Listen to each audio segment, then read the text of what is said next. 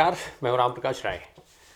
Samajwadi party के राष्ट्रीय अध्यक्ष अखिलेश यादव ने बीते दिनों मीडिया से बातचीत करते हुए बात कही थी कि उत्तर प्रदेश की 80 लोकसभा सीटों पर समाजवादी पार्टी चुनाव लड़ेगी और वो भारतीय जनता पार्टी को 80 की 80 सीटों पर मात देगी। इतना ही नहीं, उन्होंने कांग्रेस पर तंज कसते हुए ये बात भी कही थी कि जिस तरीके से कांग्रेस साफ हो गई उसी तरीके से एक दिन भारतीय जनता पार्टी भी चुनाव के बाद साफ हो जाएगी। उनका मतलब साफ था कि उत्तर प्रदेश की जो 80 लोकसभा सीटें हैं उस पर समाजवादी पार्टी भारतीय जनता पार्टी को हराने की रणनीति बना रही है और वो ये मान के चल रहे हैं कि 80 की 80 सीटें समाजवादी पार्टी जीत रही है।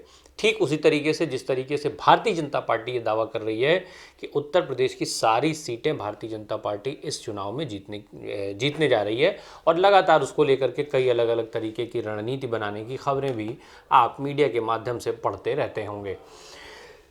अखिलेश यादव का ये जो बयान है वो तब और महत्वपूर्ण हो जाता है जब उसके पहले वो कोलकाता में जाकर के अपनी पार्टी का राष्ट्रीय अधिवेशन करते हैं। 2 दिन के इस राष्ट्रीय अधिवेशन के पहले वो पश्चिम बंगाल की मुख्यमंत्री ममता बनर्जी से मुलाकात करते हैं। ममता बनर्जी से हुई मुलाकात के बाद ये माना जाने लगा गया था कि जो विपक्षी एकता की बात हो रही है, जिस विपक्षी एकता की बात देश में चल रही है कि कांग्रेस के नेतृत्व में सभी दल एक आएँ, एक मंच पर आएँ, एक साथ मिल करके चुनाव लड़ें ताकि भारतीय जनता पार्टी को हराया जा सके। इसके लिए प्रयास लगातार हो रहे हैं। नीतीश कुमार ने जो बिहार के मुख्यमंत्री हैं उन्होंने मंच से इस बात को कहा भी था कि अगर सारे दल एक मंच पर आकर के चुनाव लड़ेंगे, एक साथ लड़ेंगे तो भाजपा को 100 सीटों पर रोका जा सकता है। यानी भाजपा के खाते में केवल 100 सीटें आएंगी लोकसभा चुनाव 2024 में अगर विपक्ष में बैठे सारे दल एक साथ आ जाएं, फिर चाहे वो क्षेत्रीय हो राष्ट्रीय हो। यानी अगर जब विपक्षी एकता की बात होगी, जो लगातार जिस तरीके की खबरें देखी जा रही हैं, जो तमाम विश्लेषकों का मानना है कि जो विपक्षी एकता है उसका नेतृत्व तो कांग्रेस करेगी और तभी ये सारी चीज़ें संभव हो सकती हैं। अब वहीं बीते दिनों पश्चिम बंगाल की मुख्यमंत्री ममता बनर्जी ने इस बात का ऐलान भी किया था कि ममता बनर्जी अकेले चुनाव लड़ेंगी। ममता बनर्जी के इस ऐलान के बाद विपक्षी एकता को एक बड़ा झटका लगा था, क्योंकि विपक्षी एकता के लिए सूत्रधारों में से एक मानी जाती है ममता बनर्जी, जिन्होंने सबसे पहले इसकी शुरुआत की थी। साल 2022 में ये कई और भी ऐसे कई तमाम विषयों में इस बात पर बात होती रहती है कि ममता बनर्जी ने साल 2022 में जब देश में राष्ट्रपति का चुनाव होना था तो उस वक्त वो खुल करके सामने आई थी और लगातार जो है वो कई सारे दलों के तमाम नेताओं से मिली थी, कई अलग अलग राज्यों में गई थी ताकि इन सबको एक मंच पर लाया जा सके। हालांकि जब उसमें सफलता नहीं मिली, फिर बाद में ममता बनर्जी की जो रुख था वो बिल्कुल अलग ही दिखाई देने लगा और वो बिल्कुल एक तरह से उन्होंने यू टर्न ले लिया उस पूरे मुद्दे पर। विपक्षी एकता से वो लगातार दूर होती चली गई।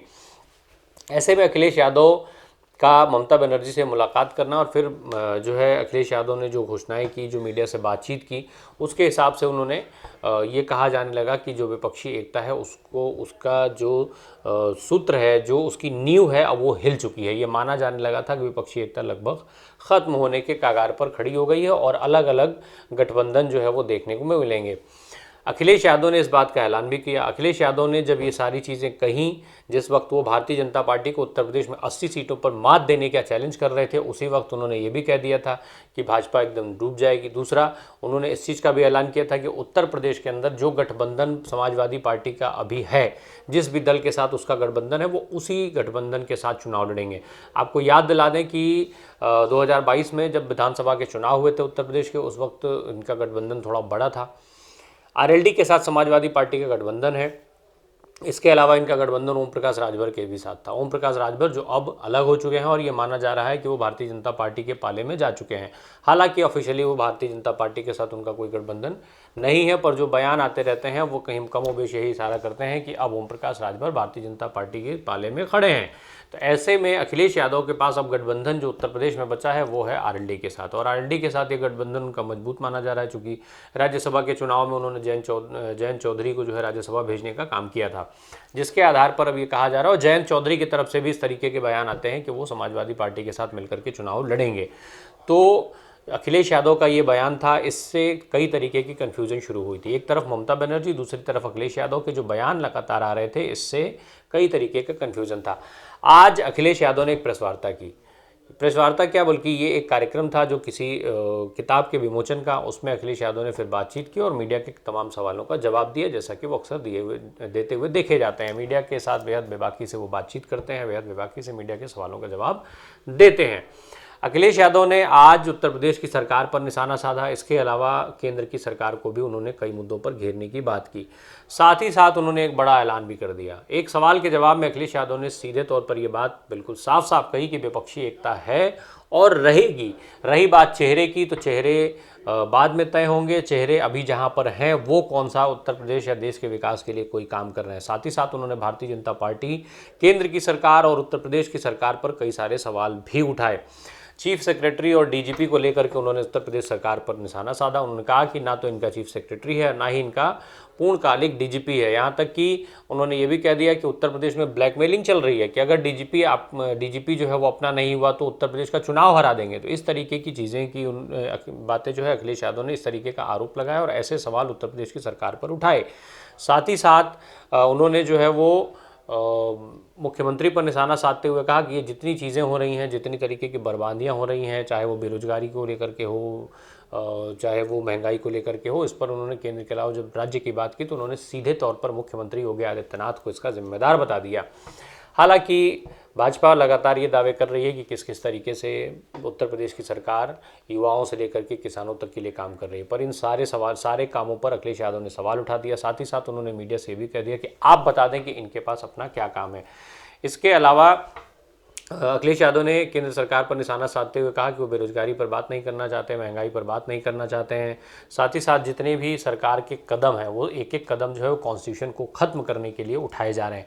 तो ये जो बड़े आरोप उन्होंने लगाए। इसके पहले अखिलेश यादव ने एक जो है जो बनारस में टेंट सिटी बनाई गई थी उसका फ़ोटो ट्वीट किया, जो आंधी में उड़ गया था। उसका फ़ोटो ट्वीट करके वो उन्होंने सवाल किया था कि जब इसका उद्घाटन हुआ था तो तमाम बड़े बड़े लोग वहाँ पर गए थे, पर समापन में कौन जाएगा। तो ये सवाल उन्होंने एक बार फिर से मीडिया से बातचीत करते हुए उठाया।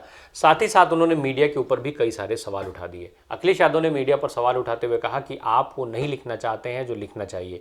जो सदन में झूठ बोलते हैं मुख्यमंत्री, वो भी आप नहीं लिख रहे हैं।